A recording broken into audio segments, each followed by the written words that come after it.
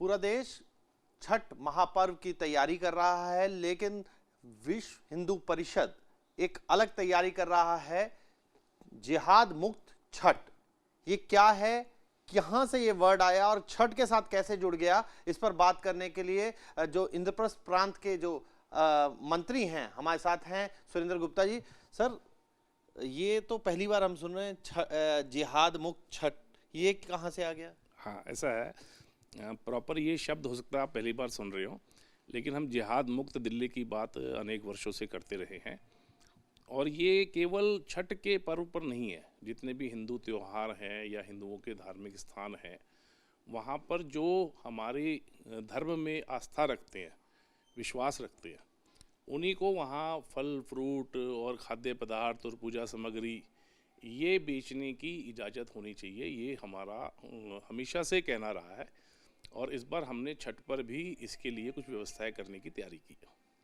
पर सुरेंद्र जी, छठ तो ऐसा पर्व माना जाता है, बिहार पूर्वांचल के लोग ही नहीं पूरे देश में ये मनाया जाता है। और अब जब मनाया जाता है तो बिहार में भी तो ये कहा जाता है कि हर धर्म का व्यक्ति जो है साथ देता है छठ व्रतियों का। नहीं, ऐसा है कि पूरे देश में तो ऐसे अनेक त्यौहार हैं जो मनाए जाते हैं। रामनवमी की शोभा यात्राएं भी पूरे देश में निकलती है। फिर जो उन पर पत्थरबाजी करते हैं वो लोग कौन होते हैं, उनको क्या दिक्कत होती है? पूरे देश में तो जय श्री राम के नारे भी लगते हैं। फिर जो उसके कारण से तलवारें भांजते हैं वो लोग कौन होते हैं, उनको क्या दिक्कत होती है? अगर किसी ने बैठकर टीवी पर कोई एक लाइन बोल दी, उसके कारण से सर तन से जुदा के नारे लगते हैं, ये लोग कौन हैं? और जब इनको लाभ कमाना होता है तो ये भाईचारे की बातें करते हैं, गंगा जमुनी की बातें करते हैं। लेकिन जब धर्म और मजहब की बात आती है तो मजहब के आधार पर काफिरों को कत्ल कर देना चाहिए, ये भी इन्हीं के लोग कहते हैं। तो अपने धर्म को बचाने का अधिकार सबको है, हमको भी है।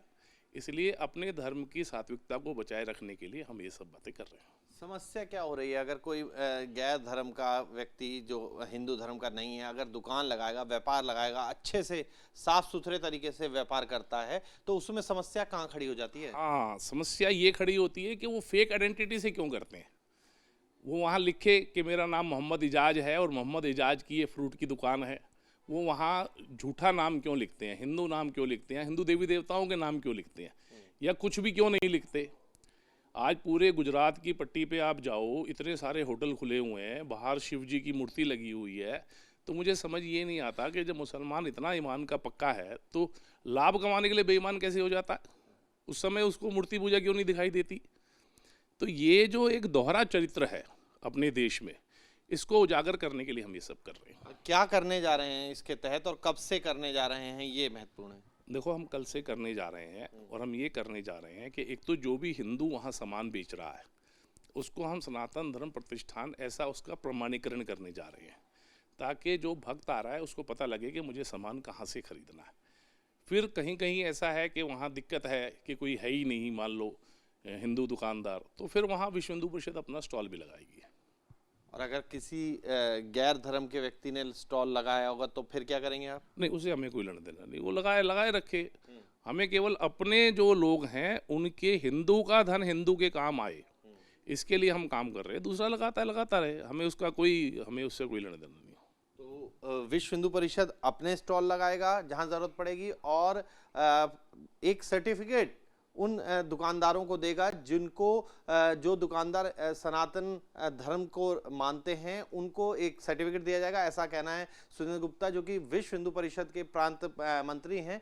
तो अब एक तरीके से अभियान चलाने की बात विश्व हिंदू परिषद कह रहा है कि छठ में जो है वो जिहाद के विरोध में जो कि सामान बेचते हैं उनके विरोध में एक तरीके से अपना अभियान विश्व हिंदू परिषद चलाएगा।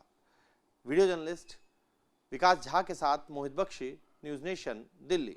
जहां भक्ति है हर शब्द में, कथाओं में छुपे हैं दिव्य रहस्य और ज्योतिष देता है जीवन को दिशा। धर्म से जुड़ी हर बातों को जानने के लिए हमारे चैनल स्तुति को सब्सक्राइब करें। चैनल पर जाने के लिए इस लिंक पर क्लिक करें।